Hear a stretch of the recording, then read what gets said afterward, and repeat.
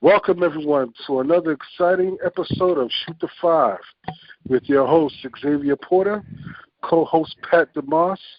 Hello, we are pleased. There we go. We are thankful. We are pleased. We are excited for today's guest. We have Kelvin Tiller on the line, 10-1, dominating all the heavyweights currently in the PFL, Professional Fighters League, as the upcoming fight on October 6th. Yes, sir. Yes, sir. Okay. Well, let's talk more about your second knockout. Go ahead. Your second win. You seen it? You know, it's just Jared Roshow never been submitted. I believe he went 6-2 in the UFC.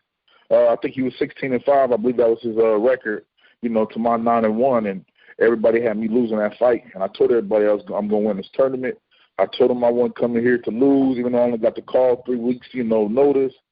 Man, it was just a beautiful thing because everybody always say I don't got no ground game, which is dumb because I win most of my fights by submission, so that means they didn't do their homework. So now the whole heavyweight division is scared of me. I just got to go in and keep winning. Nobody in that division can beat me. Nobody. I belong in the UFC, and all these guys are gonna fall, and their heads are gonna hit the mat, and I'm gonna beat them all one by one. I promise. Hey, Kelvin, This is Patrick real quick. I just got to touch on something real quick. So I did, before the fight happened against Jared Roshow, who, again, he was arguably, he didn't deserve to get, booted out of the UFC. I think his style kind of got him shunned out. But he's a super solid fighter, terrific wrestling and everything. But before that fight happened, I actually, checked out your previous fights and saw you did have a lot of wins by submission. Going into that fight with Roshow, did you expect to win that fight by submission? Was that kind of the game plan heading in since he's so wrestling based, or? Honestly, I don't go in expecting anything. I go in expecting that I know I'm going to win. I've said it plenty of times. I just feel like I'm better than all of these guys.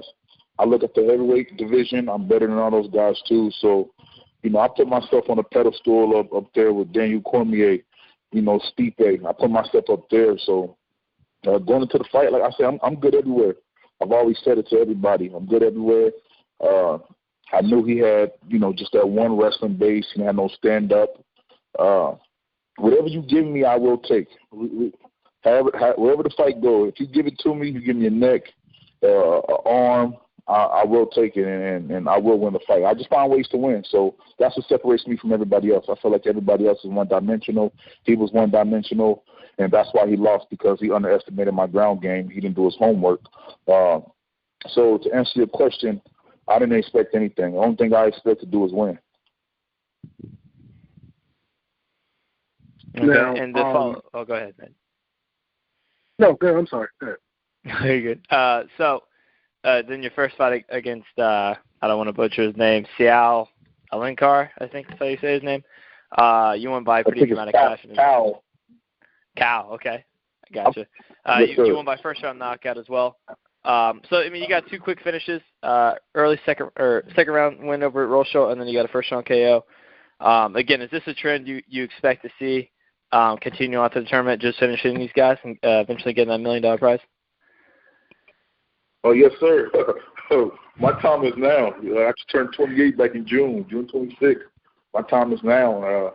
Like I said, I believe I took out the 2 best guys in the division, even though they was both ground guys. I think if it was anybody else and they took guys down, I believe it would have went a little bit different. But as far as me, I'm absolutely good everywhere. And y'all have not seen 50% of what I can do yet. I have so much more in my fight game that y'all have not seen yet. I'm just getting my feet wet. I tell everybody I was out for a year and 4 months. I tore my Achilles, so the Alinkar fight was just me getting my feet wet.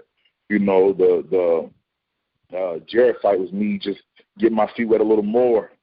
I'm excited. I love to be in there and do what I do best. That's, to me, that what I do is art, and I feel like everybody else would just fall. I feel like I'll finish everybody else in the first round, all the way past $1 million until next year to the tournament again. It's going to take a lot to beat me. You got to knock me out or break an arm or something. You're not going to outpoint me. Now, given the fact that you have, defeated Alinkar in such a devastating, dominated fashion, as well as Roshow, Are you expected to fight one of these guys again as you progress in the next round? Or these guys? No, I don't know what's happening with Alan Carr, because he was supposed to fight Jake Hoon this month, but Jake Hoon is unable to fight because he wasn't medically cleared to fight. But I don't know what they're going to do with the Alan Carr. So as of right now, I think I got to fight Jared again. I don't know where we're fighting at. I don't got no contract signed, but from the bracket, I believe it is Jared that I have to fight again in the first round. And the next heavyweight scheduled playoff is going to take place where? Nobody knows yet. Okay. Pat? We don't have a location. We just got a date, and that's October 5th. Okay. Yeah, Kelvin, also something that interests me about your career is you were originally a middleweight. I'm just kind of curious, how did the move up to heavyweight happen? Well, I just missed the weight, man. Back then I didn't take the sport seriously. I was just naturally gifted I just learned everything so fast. I was just naturally strong, fast, explosive. I just didn't take the sport seriously. I was scared of success back then. And I feel like at a point in time, some days I just kind of purposely did things. I didn't want to learn how to, cut weight or make eating right a lifestyle, and I just make excuses for myself. But so the weight eventually started coming. I was missing weight by 2 or 3 pounds.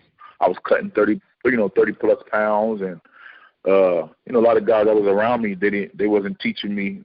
I wasn't willing to learn, and also they wasn't teaching me. So I'm not blaming anybody. I blame myself. I'm a man. I could live with my mistakes. But then we went to 205. And then I let myself. I wanted to be big with the 205ers because I know a lot of those guys cut from 240. But then once I started getting to 230, 235, 240, the injuries started coming. I hurt my back really bad. I was supposed to try for the UFC and just injuries. And then I just beat myself up. I was depressed. I was eating and being out for a year from injuries, and you gain that weight, not going to the gym, not doing nothing, just down on myself. And I actually got up. People don't know that I actually got up to 290 pounds. And when I got the call for PFL 3 weeks before the fight, about almost 4 weeks, I was 290 pounds, and I made 265 right on the dot. But right now I'm about 260, so I'm cutting down. I want to be 245 for this next fight. So that's injuries and being down on myself is how I got to heavyweight.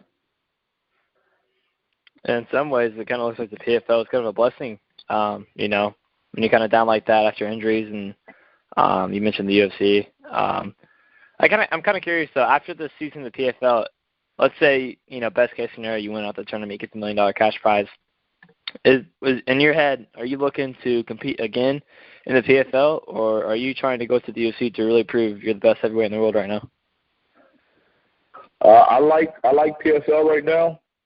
The UFC has no competition at all in the heavyweight division. The heavyweight division is dead in the UFC.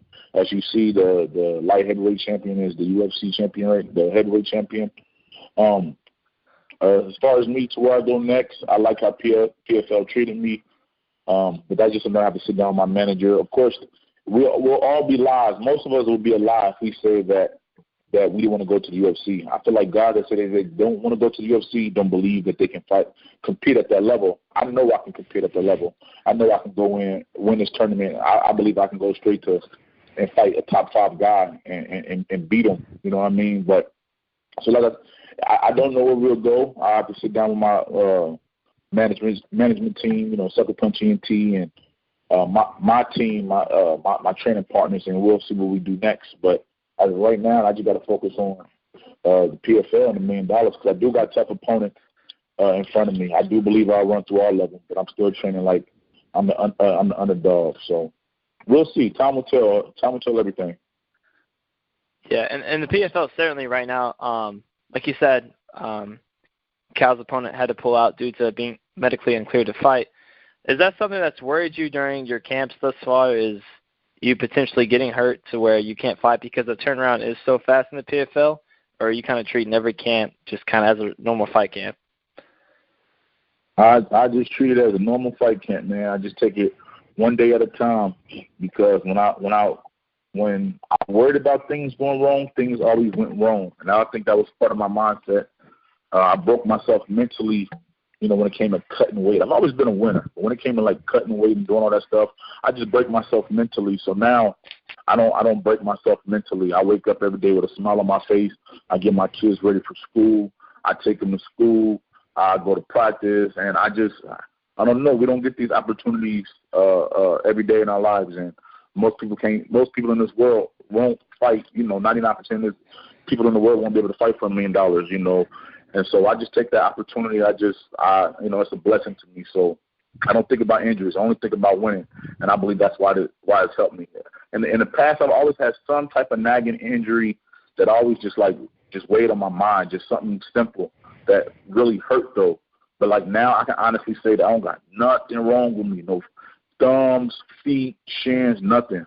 I'm in such a good position in life right now, and I do believe it's my time. I tell people all the time that I should have been in the UFC by now. But I think like everything happens for a reason, and to getting this call is a blessing. So man, I'm just ready to go, man. I don't look at it as I don't think about injuries. I only think about winning. Nice.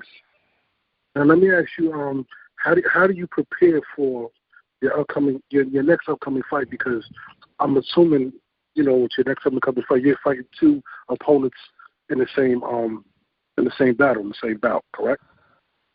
Yes, sir. So what we do is, once again, much haven't changed. I've taken no damage in my last two fights, none at all. I've gotten them, I finished them, fairly quick. The first round is 2 5-minute rounds, and the second fight is 3 5-minute rounds. So what we're doing is we're sparring 8 hard 5-minute rounds, and I'm doing those back to back. So we got one guy.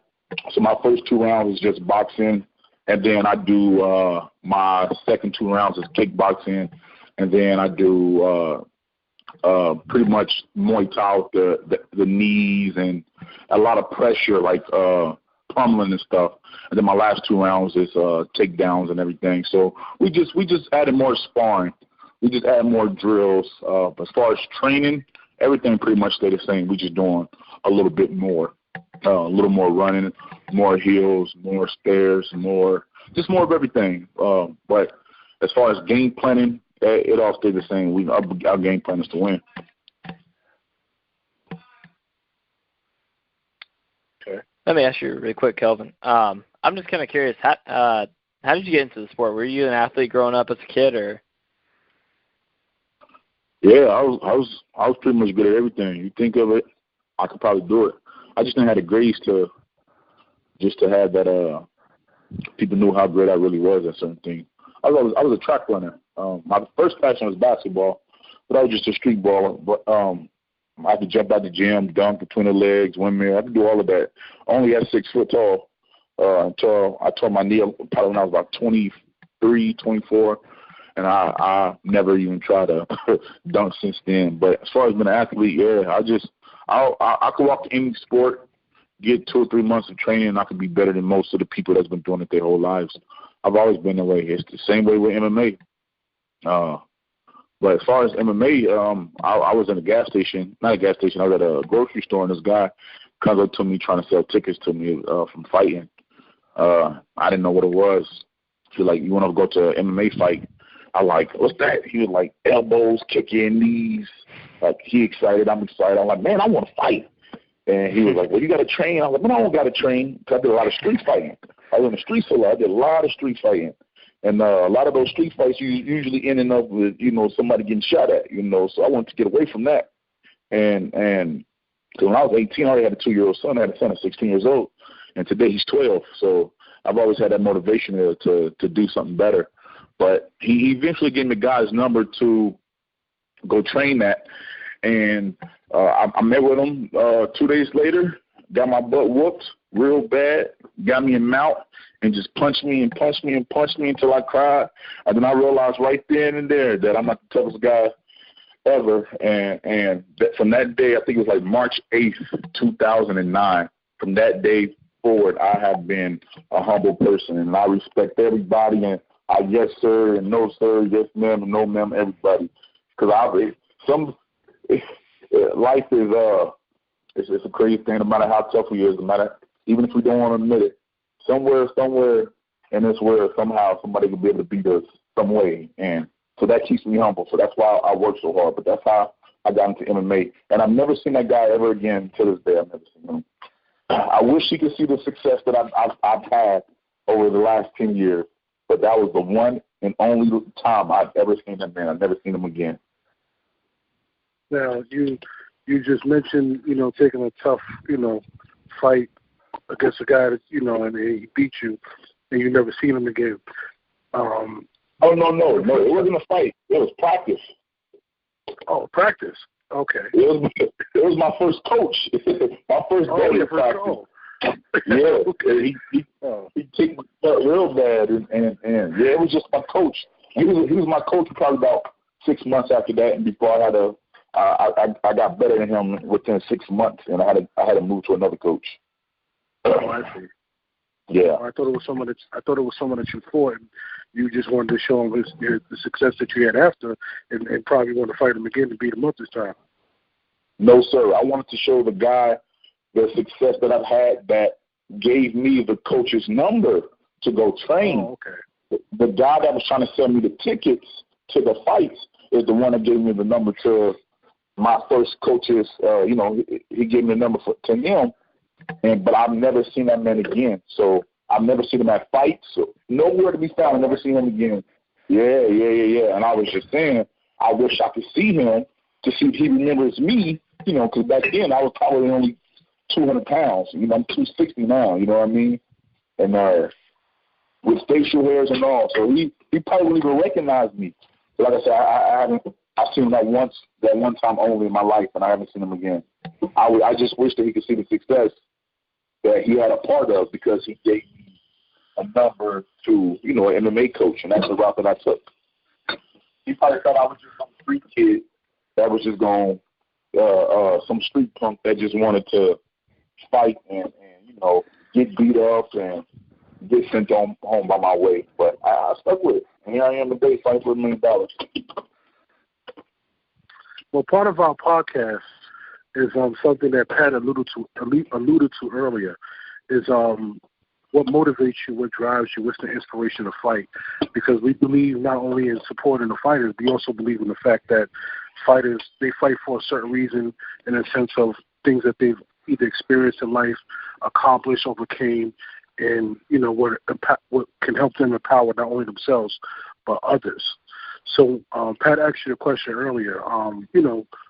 Some of your motivation and some of your inspiration. You mentioned your son. You said you had your son at 16 or 17, excuse me, and now he's 12. What are some of the other things that motivates and gives you the determination and the strength to go forward in your career? My number one motivation, I love my kids dearly.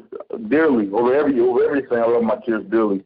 But my number one motivation has always been my mother, because my mother took care of me and my 3 sisters.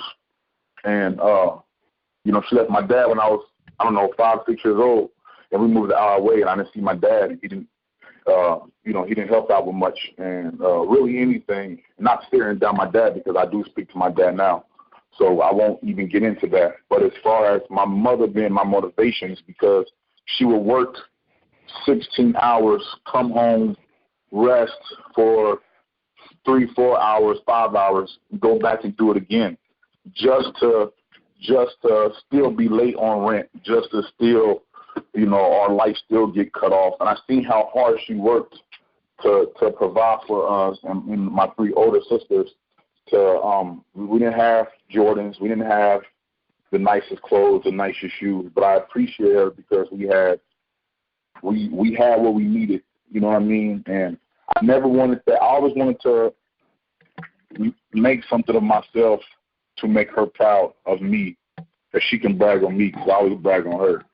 And my mom is just, her title is only a CNA, but to me, she's my goddess. That's the love of my life. I really do love my mom. She's a great woman, and when most people would give up, or a lot of people would give up in her situation that we had to go through. There was summers that we didn't have no electricity. It'd be hot, but she'll still go to work. She'll bring home gallons of water.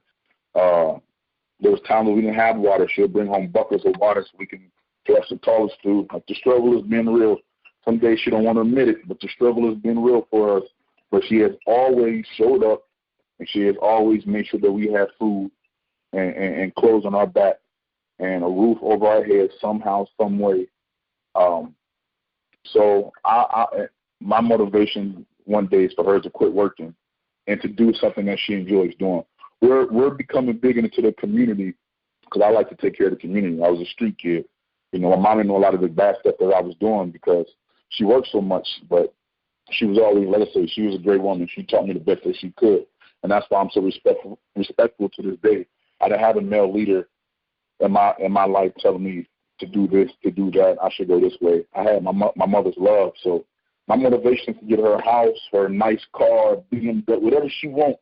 If she don't got to ask nobody for it, and she ain't got to work for it. You know, to start her own businesses, to own some real estate, own my own gym, my own barbershop. You know, she said she wants to own her some businesses one day, and I want to be able to put up that money so she can do what she want to do and not what she has to do to survive. This is a big difference. But my mother is my big motivation. Everything else kind of falls after that because my mother was here first, and my mother, she taught me hard work. My mother taught me that I can be anything that I want to be, and she told me, I don't know if I can cuss on here, but she the one that told me I wasn't nobody's nigga. She told me I was a king, and I've always respected that about her because a lot of guys that I knew fell victim to the streets, dead or in prison, because their moms were teaching them things like that, you know. And my mom taught me those things, and so that's why I'm here today, not in the streets, trying to provide for my kids and my sisters and my mom. So that's my motivation.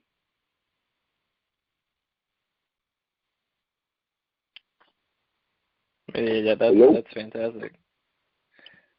I mean, I know for myself, like, you know, and, you know, I'm only 20 years old, and I know, like, for myself being so young, you know, my motivation obviously comes from my mother as well. She's been there without me through my entire life. So. Yeah. Oh, yeah. All day. All day, my mom was boy. Just, you know, I'm not afraid to admit it, you know. It's definitely something comfortable, you know, to have when the going gets tough, you know. When you're at your highest highs, she's there for you, and your lowest low, she's there for you. So I completely understand where you're coming from. Yep. Don't never turn it back on me. I hope my wife is just half as good as her. Then I'll be all right. I'll be all right. She's a good woman. My grandma was good to me, too. I don't want to leave my grandma out. My grandma was a big help, and that's my motivation, too. My grandma, my grandma actually gave me the first $80 and bought me all of my first equipment for MMA. My mom was actually living in Tennessee for a little bit when I first started MMA, and that's the only fight she's ever missed. But after I was fighting, she moved back to Canada, and she's been helping me pursue my career for the last 10 years. But my grandma was a real big help in my MMA career. She didn't want me doing it, but she encouraged it, though. She liked when I punched people in the face. And my grandma was a gangster. Still live a gangster, too. What part of Tennessee did your mother live in? She was in Nashville. Oh, Nashville. Okay, I'm in college in Tennessee right now, and I'm about 2 hours away from Nashville. What number did I call? It said my phone couldn't call out there. What was that? The 515 number? I think it has to do with providers. I think it just has to do with the provider a little bit. I don't know why, but yeah, it's a little odd sometimes. We have to call in the people, but. Oh, okay. Yeah. So if everything that you just mentioned is your grandmother and your mother, that's the nickname Mama's Boy.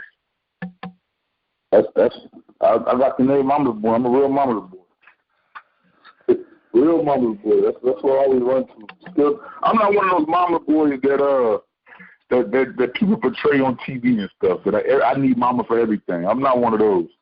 I'm one of those Mama's boys that she taught me respect and love and to care and to hold and to take care of my family. And I value her. I appreciate that about her. And I moved out when I was on my 18th birthday. And I've technically never lived with my mom ever since my 18th birthday. So I'm not one of those mama's boys that still live with his mama. You know what's so funny? Right now, she's at my house. I live an hour away from her. She lives in Kansas City, Kansas, and I live in a town called Topeka, Kansas. So it's exactly an hour away from her house. From my front door to her front door is an hour away. So, but she's actually here right now, though. So it's safe to say with that $1 million crash prize, you're going to probably, I'm sure, use that to help out your dreams as well as your mother's. Oh, yeah. The good thing about my mom and I, we business mindset now. We have a business mindset. That's why, because I had a Bellator contract altogether a long time ago when I was 21, 22. Altogether, it would have been about $400,000. And then, they had a Bellator tournament. That's when I was a Bellator, when I was 85er. But I messed that up. I missed some weight. And I feel like back then, we didn't have the smarts about money. And we probably would have tried. We probably would have ran through a lot of that money doing dumb stuff. Well, not necessarily dumb stuff, but just, I don't know, kind of going overboard with certain things. Like I said, I don't want for nothing except time with my kids, my family, shoot pool, have a drink every once in a while. I'm good. I'm not a materialistic guy. I just made, $40,000 in my last 2 fights, and I still drive a 98 Chevy Suburban. That's my favorite truck. I love it to death, and I will have one of those till the day that I die. But we got just the mindset to where we want to flip the money. So I promise her that we'll put this money to the side after I win it. I start barber school because it's always been my dream to be a barber before anything. I start barber school in January. I get my barber's license, and then I win the tournament again. I go to the UFC, and then when we got some real money, and then we can start investing and start spending.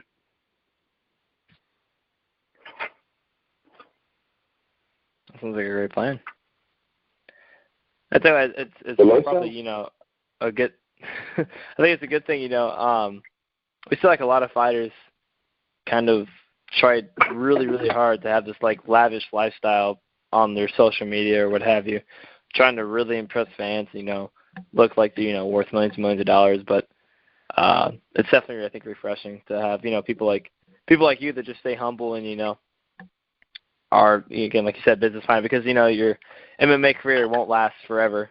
So, you kind of have to be smart with your money. I think a lot of young fighters kind of get carried away in the money and fame and kind of mess themselves up for their later ventures. Yeah, it sucks. My mama make me read this Mike Tyson story. If an article ever pops up, she'll make me read it because he was once worth $400 million.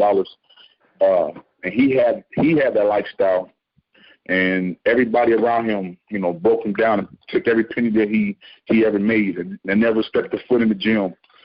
But he had to somehow give all that money up to somebody, And I don't have near the issue that he had, but I think a lot of his problem was he was a street kid, young kid, coming into all this money all at once, all of them in his face, and he really didn't have nobody in his corner. I had people in my corner. I had my mom, my sisters. Everybody is taking business classes. Everybody is really trying to get business in a business mindset. The number one thing that I'll do with a lot of my money is give back to my community, because the kids that didn't have opportunities like I did, I want to be able to give those kids opportunities, and not just MMA. I won't have reading programs. I won't teach people about taxes, stuff that I ain't learned until I was just 6 months ago. Certain things. I'm gonna be honest. I want to be able to provide that to, the communities, the neighborhoods, where I grew up at, and then take it from Topeka, Kansas City, Missouri, because we didn't have that. And nobody was telling me. People in the hood was telling me to sell dope. Nobody was telling me I can go cut grass. I don't need a high school diploma or a college degree to go cut grass and make it and be. I can have $1 million, literally cutting grass or moving furniture. Moving furniture is $1 million business.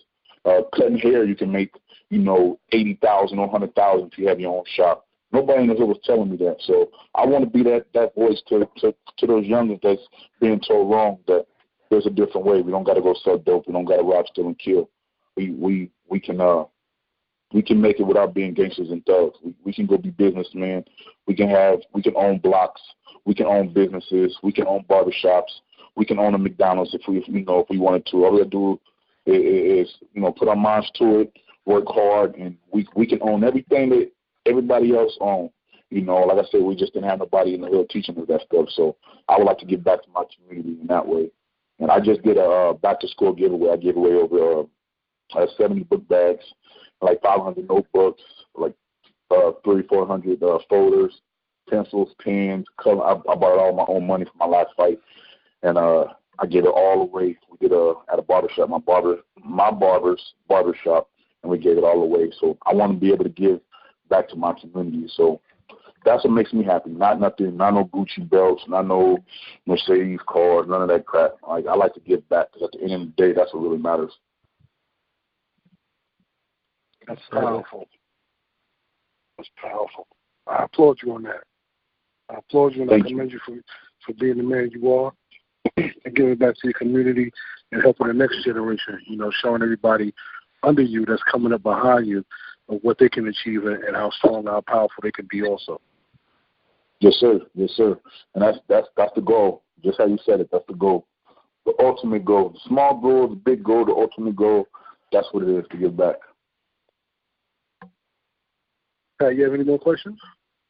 No, that about does it. But again, Mr. Tiller, thank you very much for your time. Your story is very empowering, and I hope that everyone listening not only gets motivated by what you said, but also really takes it in and lets it sink into their soul a little bit and think about, what it really means to be a human. I think we get caught up too many times in material items and stuff like that and what everyone's wearing, and we really just, got to focus on helping each other out, because at the end of the day, that's all we have. Yes, sir. That's it. Your Gucci butt ain't gonna come see you at your grave. So it don't mean nothing. Your Mercedes can't get buried with you. So I don't take pride in nothing material. Only the love for my loved ones. So that's all I care about. And I thank you, fellas, for having me on your show today. I really enjoyed it. Hold on, before you go, we'd like to end the segment with what we call, how you say, like a description, a personal description. So if people don't know who Kelvin Tiller is, you tell us or you tell everybody that's listening, who's Kelvin Tiller? They never seen one of your fights before. They never met you. They never seen you on Instagram or wherever else in life. Who is Kelvin Tiller? It's simple. That's how I break it down to them. I tell everybody I'm a gangster and a gentleman. That's how I break it down to them. And I ain't gonna sugarcoat it. I ain't no gangbanger, but that's just what I've been through in life. Just the mindset I have, and just to get me to where I am today. I tell them all the time, I'm a gangster and a gentleman. Mess with me, you see, you be good to me, I be good to you. You don't, then it's a problem. So I can't explain it no other way. You just heard the interview. I just want to take care of my people. That's all I want to do. But that's what it is, man. I ain't taking it back. And for continued support, they can follow you where? Instagram, the King Kelvin. Facebook is just Kelvin Tiller. It's the first picture to pop up. Two pictures pop up in my recent picture. You'll see it of the PFL win. And that's it. I don't have a Twitter or anything else or Snapchat. Just Instagram and Facebook. I don't like social media. All right. Next fight, October 6th. Location to be announced. Opponent to be announced. Yes, sir. Thank you for your time, Mr. Tiller. Really appreciate it, man. Yes, thank you very much. Appreciate it. We'll be in touch soon, okay? Yes, sir. Bye-bye.